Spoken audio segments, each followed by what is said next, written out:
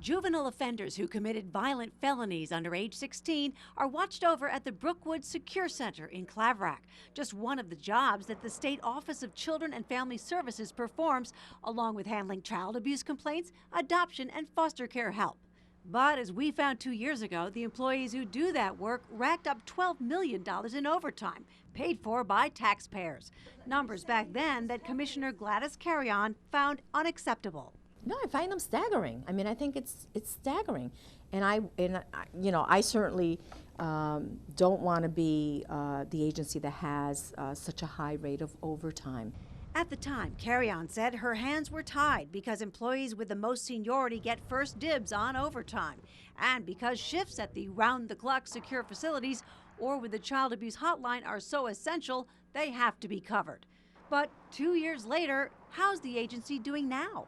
Records we obtained show overtime has soared even higher, growing $2 million over the past 2 years to a total of $14.2 million. Some of the employees pulling down big money. The top overtime earner is a youth division aide who earned more than $88,000 in OT in the last fiscal year, on top of his salary of $55,000. A child protective specialist made $84,000 in overtime, in addition to a salary of $65,000. They are not on the job overtime because they're trying to increase their pay. They're on the job when they have to be.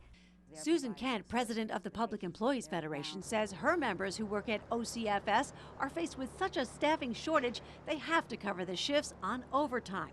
Kent blames Governor Cuomo, who she says is directing agencies to cut essential costs. But our message to the governor is, you need to look at the human element. We provide excellent public service to people that need it, and he needs to stop cutting the numbers and worry about getting the services to the people that need them, which is making sure you have enough workers to provide those services.